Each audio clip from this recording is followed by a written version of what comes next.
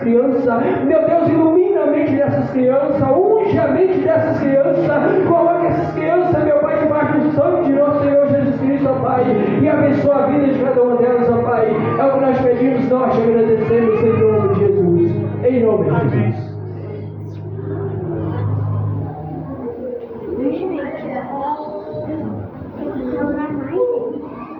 Glória a Deus.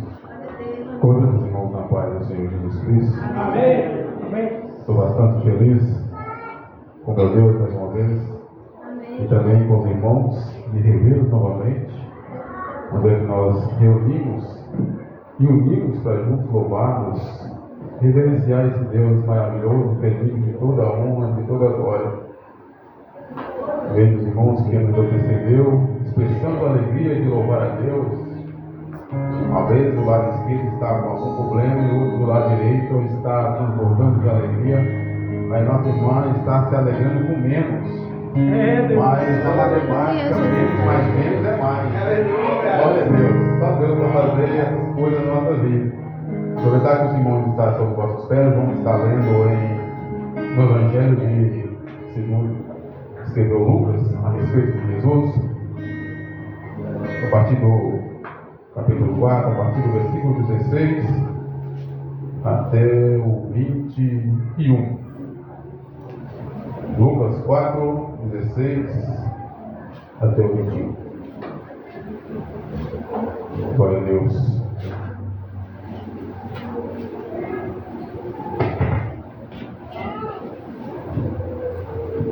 Amém, irmãos? Amém, amém.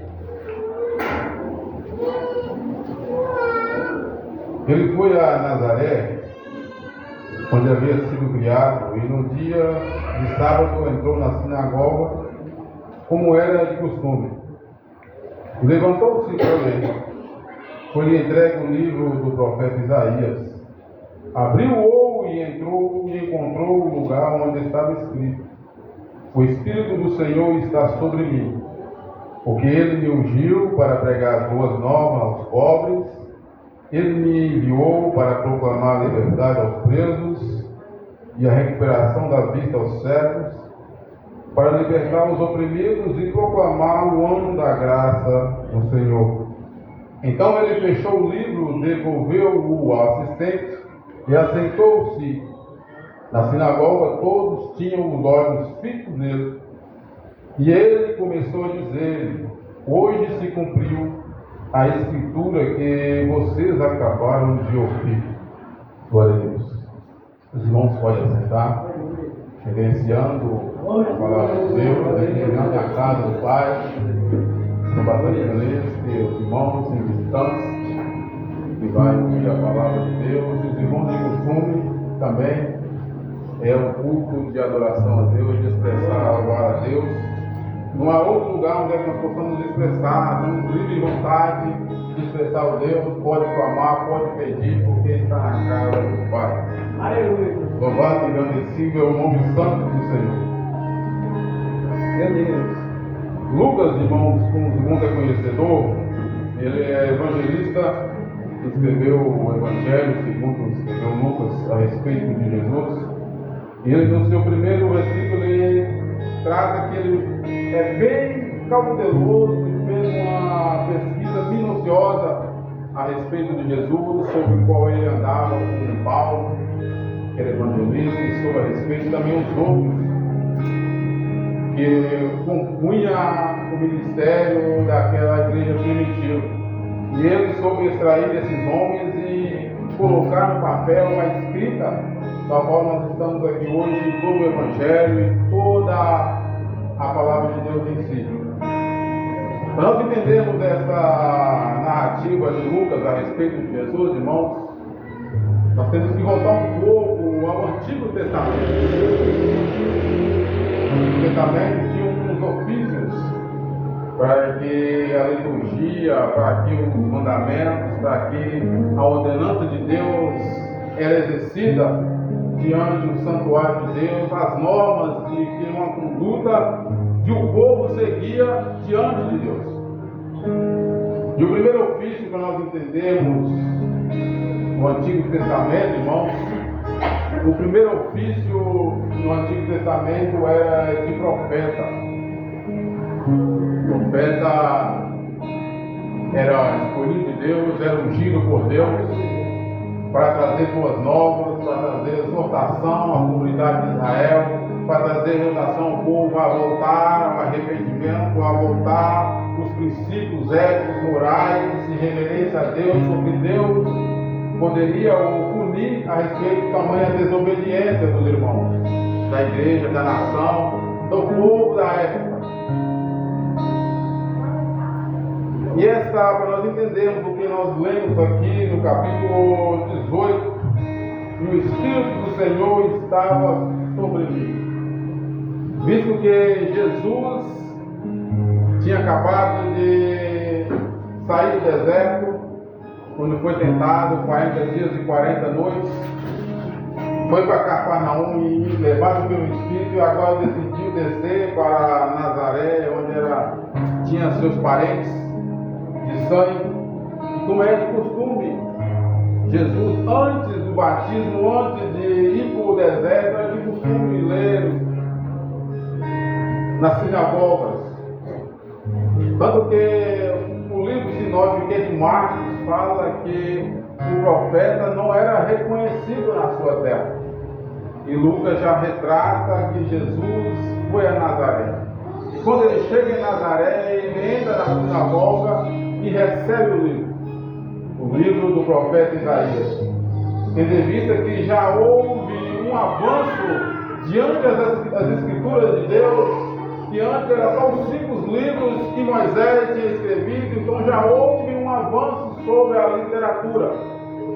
Já tinha, na época de Davi estabeleceu os homens para poder redigir as crônicas do que acontecia diante da nação, diante do reinado, a história já existia. E nesse dia Jesus chegou à sinagoga e abriu o livro e estava escrito no livro de Isaías: o Espírito de Deus estava sobre mim. O que nós aprendemos com isso? E ele leu o livro do profeta Isaías. Se você voltar lá em Isaías 61, a partir do versículo 1 e o 2, está, Jesus lê o primeiro e o segundo versículo, a parte B, sobre o que é profeta. Não é que o Espírito de Deus não estava sobre Isaías. Ele estava porque foi ungido, foi proclamado para levar boas novas, porque não pode se desassociar o profeta com a mensagem, não pode. As duas coisas têm que andar junto, o profeta e a palavra, a tua nova, o evangelho. Então você, meu irmão, que proclama esse evangelho, nós somos profetas de Deus. Mas nesse momento aqui, Isaías não era o Cristo, mas agora Jesus Cristo está proclamando, porque o Espírito de Deus está sobre mim. Agora o próprio profeta que estava ministrando a palavra de Deus, então ele tinha que exercer, se ele era o profeta, ele tinha que levar boas novas. Boas novas essa que faz novidade de vida, boas novas que nos regenera, boas novas que nos traz exortação. Se você vivia num mundo de engano, através das boas novas, através da palavra de Cristo, você vai ter vida nova através da presença, através da palavra, através do Evangelho que vai nos restaurar. E Jesus é esse profeta, o sumo profeta na qual Isaías proclamava no seu tempo. Ele simplesmente era uma sombra, era uma ponte para que esse dia chegasse. Jesus proclama hoje: o Espírito de Deus está sobre mim. Não tem como nós desassociarmos o profeta com a palavra, porque Paulo orienta Timóteo que nós temos que ter a escrita, ter a pregação, ler e aplicar e explicar ela. Foi o que nós recebemos. Nós somos testemunhas do que vivemos. Os discípulos eram testemunhas e posterior os apóstolos viviam. Porque no tempo dos profetas ele dizia que o Espírito de Deus diz sobre eles. mas Jesus disse que ele é o profeta. Eu sou. Jesus falava que ele era o profeta, apesar de não ser bem recebido no meio da sua nação, mas ele era o profeta que trazia boas novas àquela nação, àquela comunidade. E chegou a nós, posterior os profetas, os discípulos, a nós também dizemos que Jesus é o profeta, ele é a verdade, ele é a vida. Nesse texto ele diz: o Espírito de Deus está sobre mim para proclamar boas novas, porque ele me ungiu, porque ele era verdadeiro, porque ele é verdadeiro. O apóstolo João disse que no princípio era o Verbo, e o Verbo se fez carne e habitou no meio dos homens. Mais tarde Paulo orienta os irmãos para continuar vivos na perseverança do Evangelho, porque Jesus, o profeta, aqueles que antecederam Jesus como profeta, falaram a respeito de Jesus para viver em ordenança. Tipifica também como profeta. O segundo ofício no Antigo Testamento, meu irmão, minha irmã, é o ofício de sacerdote. O ofício de sacerdote, os irmãos bem sabem, que foi também escolhido de Deus para com os homens que intercedesse a Deus toda vez que um oferecia um sacrifício, e esse sacrifício era levado ao altar e ele era queimado. Se respondesse com fogo ou fumaça, era aceito, e os pecados do povo, da humanidade, da nação era perdoada. Jesus também, nesse sentido, também é o sumo sacerdote. Como diz lá em Hebreus capítulo 4, no final do capítulo 4, que não havia nenhum sumo sacerdote capaz de nos compadecer, a não ser aquele, Jesus Cristo, o Filho de Deus, que morreu na cruz do Calvário para salvar a mim e a você, nos livrar de todo o mal. O trabalho do sacerdote era discernir se alguma nação, se alguma pessoa estava doente, principalmente de lepra. Eles tinham o poder, eles conheciam a ciência, eles tinham o poder de saber distinguir se estava doente, separava, se não, aceitava de novo a volta da sua tribo. Oferecia sacrifício, mas eles também eram próprios, eles tinham que se limpar, eles tinham que se purificar, porque nenhum sacerdote da época era capaz de morrer pelo pecado de alguém que ia ser sacrificado. Eles em si tinham que se prostrar diante de Deus para antes fazer aquele sacrifício diante de Deus. Era escolhido de Deus, é verdade, mas eles tinham a prerrogativa. Se não estava na conduta de Deus, eles eram mortos, eram fulminados. Então eles tinham que andar na perseverança, eles tinham que andar diante da situação, porque eles é que julgavam a saúde da nação, a saúde da sua tribo, se estava apto a entrar ou sair do arraial, porque estava doente, estava com lepra, principalmente espiritual. Principalmente espiritual nos dias de hoje. Muitos de nós estamos doentes espiritualmente, fisicamente, mas principalmente espiritualmente, irmãos. Era ofício, o segundo ofício no Antigo Testamento de sacerdote. Jesus agora chega como sumo sacerdote, dizendo que as boas novas veio a pregar aos pobres. Pobre aqui não está dizendo que no sentido social, irmãos. Falando de pobre aqui no sentido daqueles que é pobre de espírito, aqueles que quanto mais necessita, ele ainda está dependente de Deus, porque a maior riqueza ainda falta, ainda que está em Jesus Cristo. Nós temos que ter esse entendimento que o sumo sacerdote Jesus Cristo, ele nos cura, ele nos liberta. Porque nós éramos presos aos nossos próprios vícios, às nossas próprias paixões, os nossos próprios desejos. Nós não tínhamos desejo nenhum de seguir a Cristo, a não ser um sumo sacerdote capaz de compadecer por nós.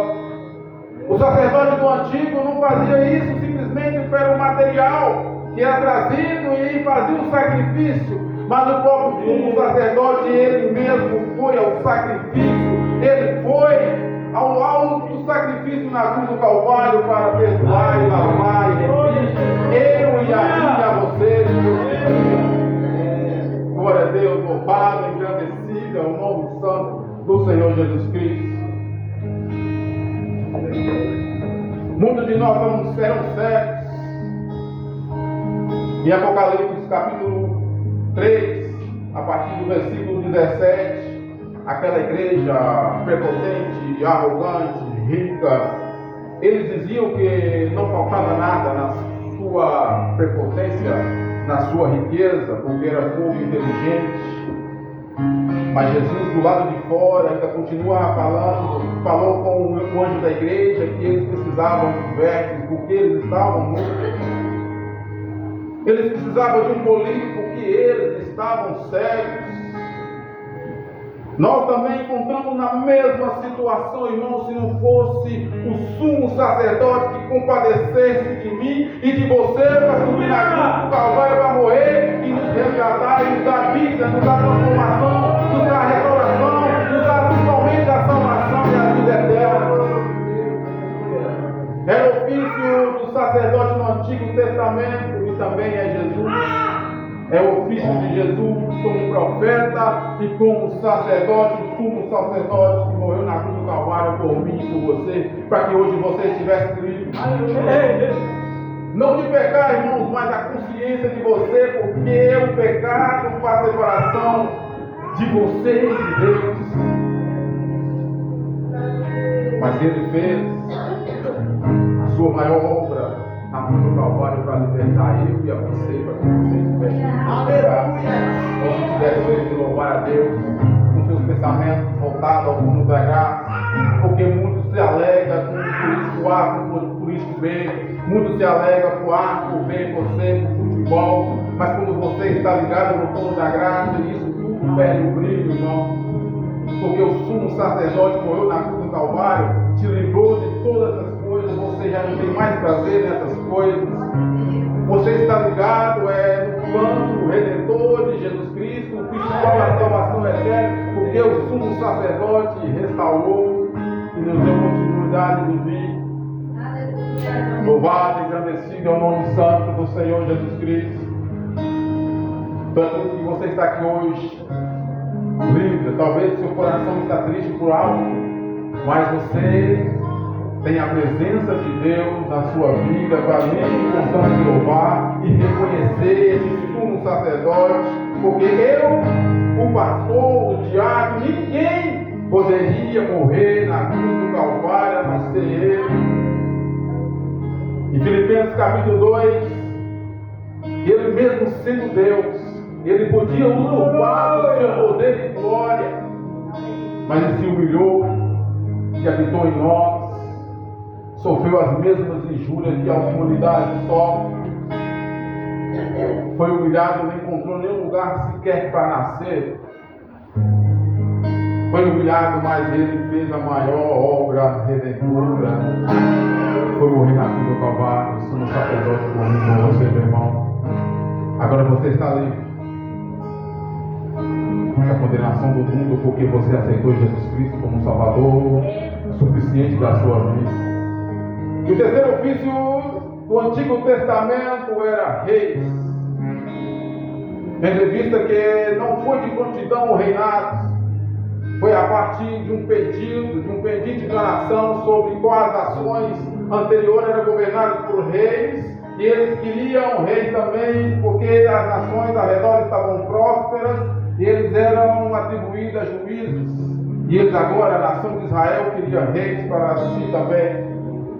E Deus constituiu o rei da nação de Israel, porque as nações, porque rei é o poder máximo, ele tem a prerrogativa de libertar, ou ter de prender, ou ter de matar. Isso é uma prerrogativa do rei da época, em todas as nações. E aqui também Jesus também é tipificado como o rei dos reis e Senhor dos senhores. Jesus, quando estava passando em Cafarnaum a escolher os seus discípulos, André e Filipe viu Natanael e falou que encontrou aquele ao qual Moisés falava a respeito dos profetas de Moisés. Encontramos Jesus de Nazaré. Natanael ficou meio ressabiado porque de Nazaré não poderia encontrar nada legal. Mas Jesus, ao encontrar Natanael, falou: aqui é um verdadeiro israelita. Aí depois da conversa, você pode pesquisar na conversa. Aí Natanael: eu vejo que tu és o Filho de Deus, o Rei de Israel.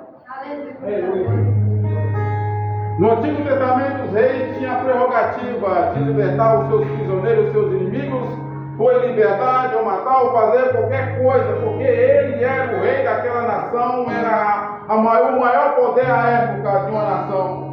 Agora, neste momento, Jesus também é o terceiro ofício de Jesus como rei. Ele é o Rei dos Reis. O apóstolo João, no capítulo 5, quando ele estava diante o selo, diante a presença do anjo, ele começou a chorar porque não tinha ninguém digno de abrir o selo da palavra de Deus. Ele começou a chorar. Mas chegou um anjo e disse que da tribo de Judá, que é digno de abrir o selo e limpar todas as nossas lágrimas. Mais tarde, João se alegra no capítulo 21 de Apocalipse, porque aquele dia enxugar todas as nossas lágrimas do irmão. Louvado, agradecido, santo.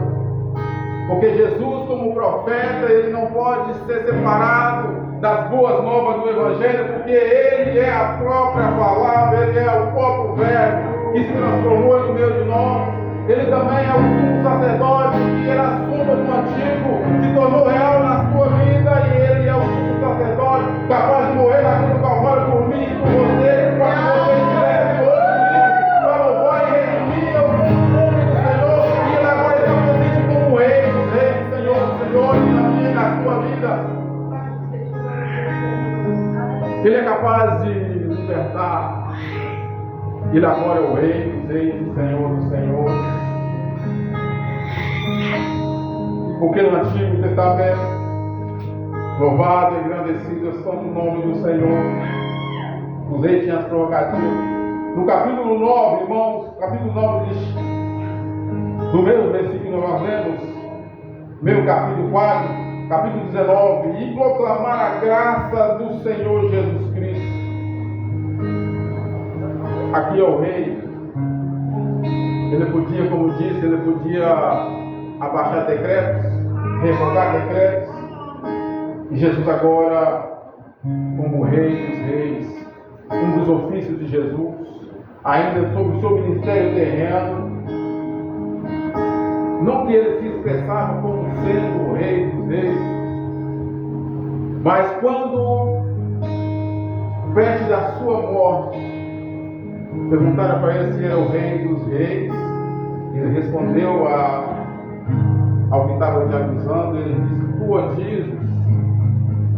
Ele não trouxe para si como esse reinado, mas humilhantemente ele expressava a sua palavra, o seu amor para com eles, para com sua nação, porque as narrativas dos evangelhos são categóricos a respeito dos milagres, prodígios de Jesus.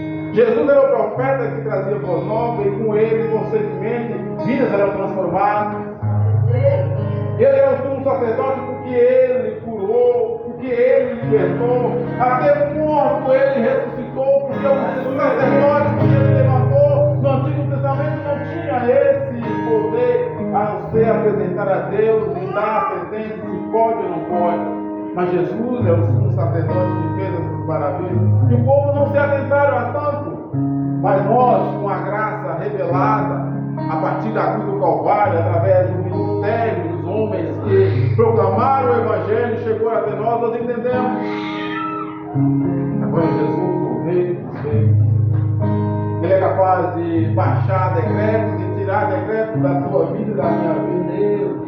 Quando ele diz o ano aceitável do Senhor, quando disse esse ano aceitável está lá na lei de Moisés, principalmente no Levíticos 25, fala sobre o jubileu, que eram 7 anos que tinha, e quando uma pessoa estava endividada, pedia sua aposta, não tinha como pagar, nesse ano sabático, nesse ano de jubileu, a sua dívida era perdoada, agora ele estava livre.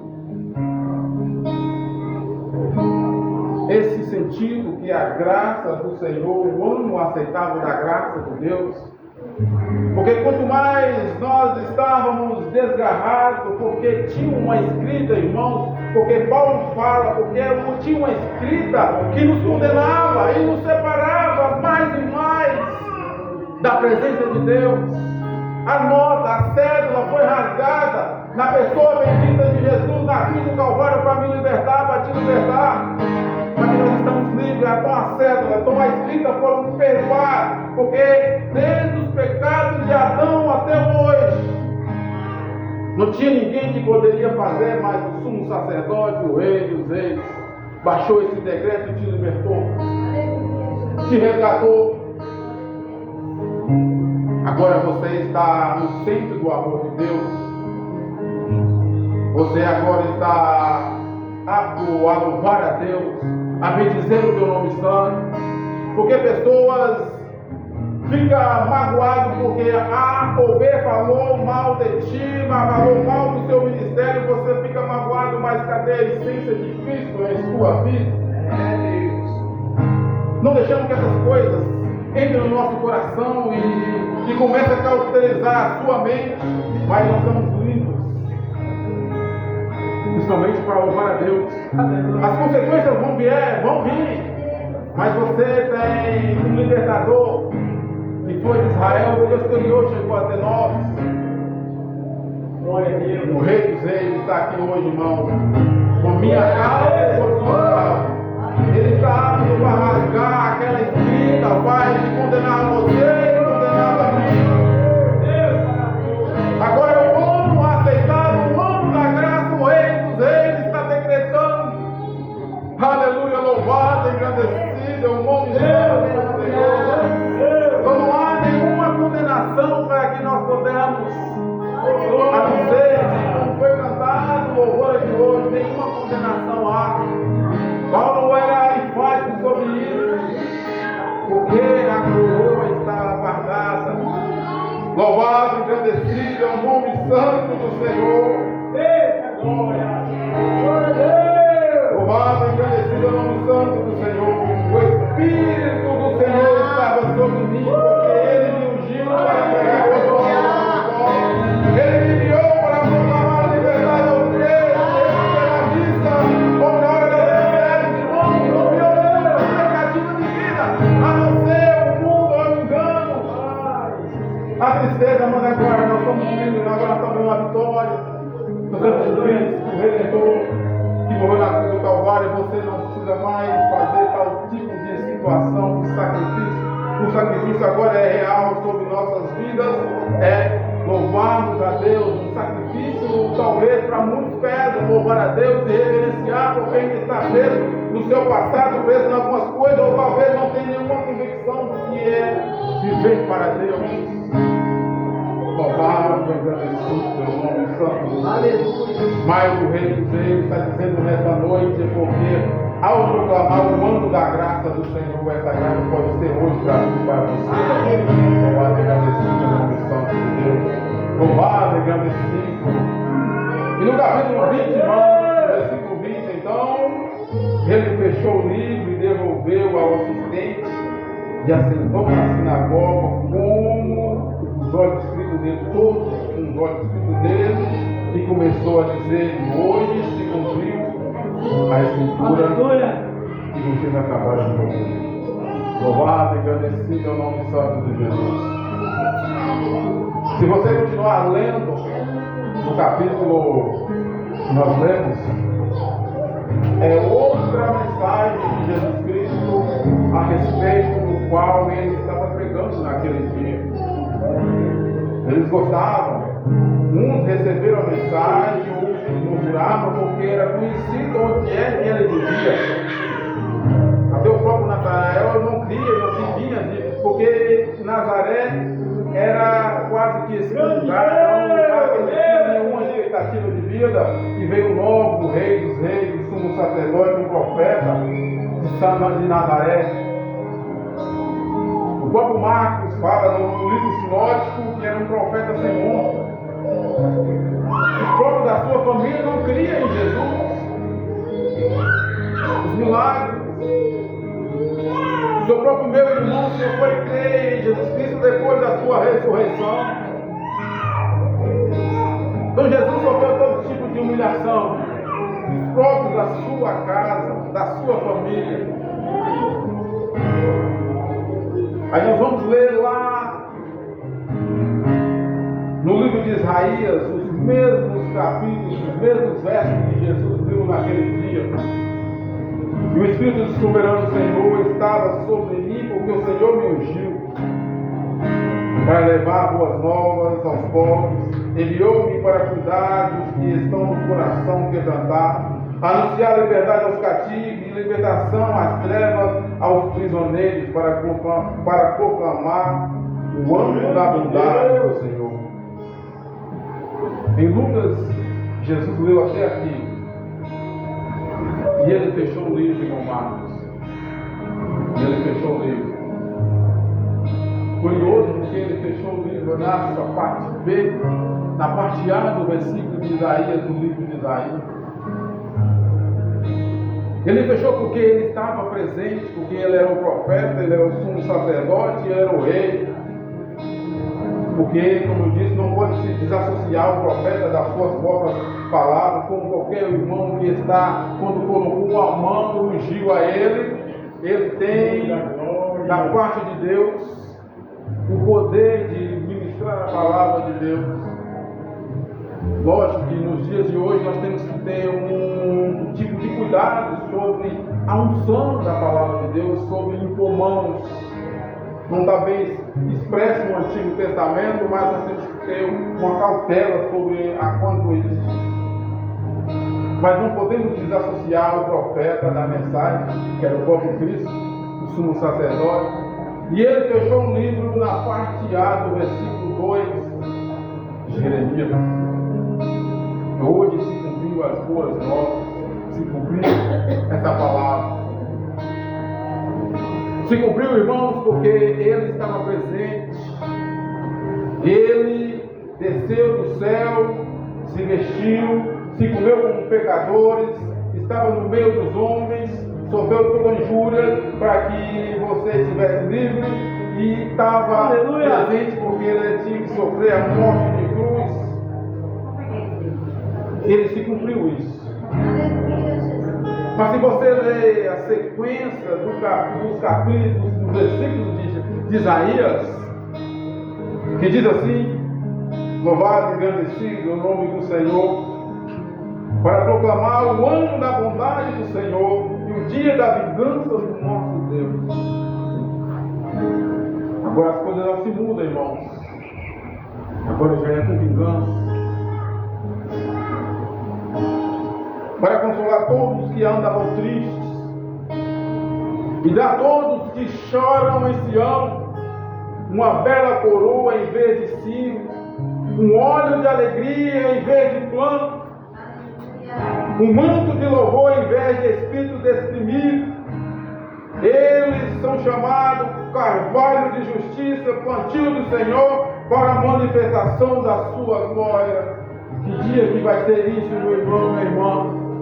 Que dia que vai ser essa vingança do nosso Senhor e Salvador Jesus Cristo? Por isso que ele fechou o livro lá em Lucas, no capítulo.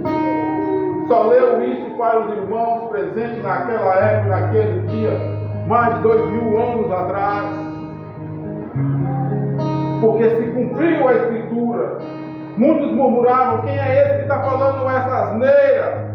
Porque eles criam nos profetas, criam em Moisés, reverenciavam os profetas.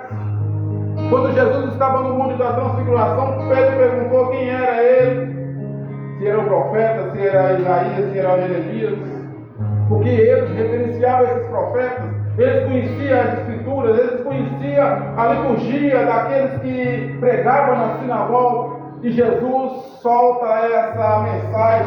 Hoje se cumpriu a Escritura.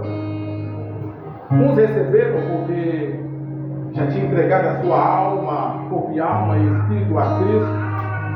Outros revogaram. Como nos dias de hoje, muitos não recebem a palavra de Deus, tem um coração contrito, um coração duro, tem pedra ainda não foram quebradas, não foram moldadas. Mas que a palavra de Deus atua ainda no seu coração. Aleluia.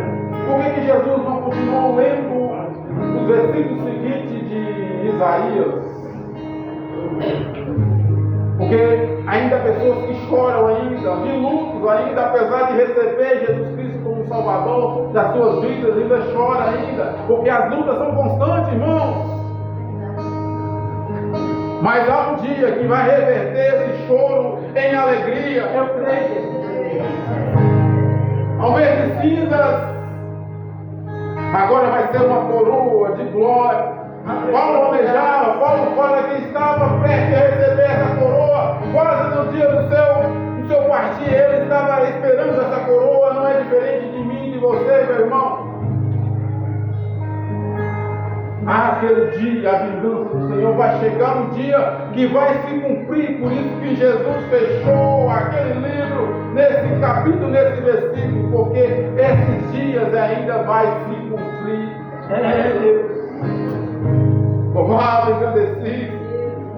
Todo o seu choro vai ser transformado, vai ser enxugado, como lá em Apocalipse 21. A alegria de João, porque enxugou todas as suas lágrimas, todos os seus prantos foram enxugados. Não haverá mais luto, não haverá mais dor. Suas vestes vão ser transformadas. Não há essa coisa de você se preocupar. Não haverá mais choro, não vai haver mais tristeza. É só alegria, é só felicidade. Que dia que vai ser esse dia, irmão? No dia da vinda do Senhor Jesus Cristo. Então nós gostamos, nós louvamos, nós adoramos a Deus, esperando esse dia. Porque nós éramos cegos, agora nós temos vista. Nós éramos oprimidos, nós éramos presos pelas nossas maldades, pelos nossos próprios enganos, vivíamos enganados, mas agora nós não temos esse tipo de preocupação, porque Jesus, o sumo sacerdote, nos livrou. Agora nós somos feitos, é aquele grande dia como justiça de carvalho na cruz. Somos plantados para reverenciar esse Deus maravilhoso, meu irmão, minha irmã. Continua perseverante na graça, continua perseverante ao pé da cruz, porque onde é que o mundo pode ir mais alto é o pé da cruz, é os pés de Jesus. Apesar com as fraquezas, com as dificuldades, o nosso irmão que nos antecedeu, ele começou a contar a sua vida sobre qual os feitos que Jesus fez na sua vida dele, mas por um motivo de fraqueza se desvencilhou. Mas a oportunidade foi hoje dada a ele. Ele estava alegre, está alegre, porque ele está voltando aos pés do Senhor, aonde não poderia ter saído, e reconhecendo que o Senhor é soberano na sua vida, na minha vida. A todo instante, meu irmão, minha irmã, não deixamos de reverenciar esse Deus. Não é só na igreja onde é que expressamos o louvor a Deus. Onde é que você estiver, louve a Deus, proclama esse Deus, porque você é profeta, você é ungido de Deus, você foi proclamado para levar boas novas, porque quando Jesus chegou a Natanael, Jesus disse para ele, porque ele fazia coisas maiores, via coisas maiores da sua vida, não somente porque aceitou Jesus, porque Jesus o revelou a ele. É lindo viver com Jesus, porque ele nos traz expectativa de vida. Como eu disse, os filhos desse mundo não vai ofuscar você. Paga tudo. Uma vez que você aceitou Jesus, você tem sede na alma de viver mais com Jesus Cristo. Pelos feitos que eu e você não podia fazer, Jesus fez na cruz do Calvário. As coisas que acontecem na vida não vão te assustar, porque você está ao pé da cruz, você está ligado no trono da graça, ligado nas palavras que Jesus falou e continua falando através da tua palavra. Você não tem nenhum motivo de poder desesperar, porque as coisas estão indo de mal a pior, porque você agora está do lado da luz, que é Jesus. Aleluia! Onde é que ele passava, ele libertava, ele curava. Não é diferente na minha e na sua vida. Ele nos transformou, nos trouxe para o centro do seu amor, onde há luz, há esperança, a liberdade, anseio de viver a glória em glória. Esse é o poder transformador da palavra que Jesus passava, meu irmão, meu irmão. Jesus é capaz de te libertar, de te livrar de toda angústia. Vale a pena esperar nesse Jesus Cristo. Vale a pena sofrer as injúrias deste mundo, mas perseverando naquele grande dia que vai ser cumprido em Isaías 61, a partir do versículo 3. Naquele dia vai enxugar todas as suas lágrimas. Vai haver essa cinza que você só vê agora, vai ser transformado em coroa. Que nós possamos chegar nesse grande dia. Continuamos correndo a jornada. E lá no final, o prêmio a ser dado é a coroa em vez de cinza. Os irmãos continuam perseverantes na palavra de Deus. Essa é a mensagem que eu trago para o meu irmão, minha irmã, nessa noite. Que o Senhor tenha uma semana abençoada debaixo da presença de Deus. E essa palavra não é minha, mas do Senhor Jesus Cristo. E ela traz transformação, novidade de vida na sua vida. Talvez você tenha uma expectativa negativa, mas com Jesus no barco, Ele na proa vai continuar remando e você vai continuar sendo o hino da vitória, porque é de fé em fé, é de glória em glória. Não é uma glória uma vez por toda. Uma vez por toda foi Jesus na cruz do Calvário. Mas é de fé em fé. Se hoje você está triste, amanhã você tem a oportunidade de se alegrar na presença de Deus. Aleluia. Talvez você nunca viu falar de Jesus, mas hoje é a oportunidade. O próprio Cristo está presente do seu lado, falando: filha, filho, hoje é o dia de você aceitar, reconciliar com Jesus Cristo. Ah, meu irmão, aqui só tem crente, mas nós deixamos a desejar muitas vezes. Onde é que você podia louvar, você deixa de louvar a Deus. Porque nós somos presos no nosso próprio egoísmo, né? Achamos que somos crentãos demais e deixamos a nossa prepotência tomar conta de nós e deixar Jesus atrás das cortinas e queremos aparecer.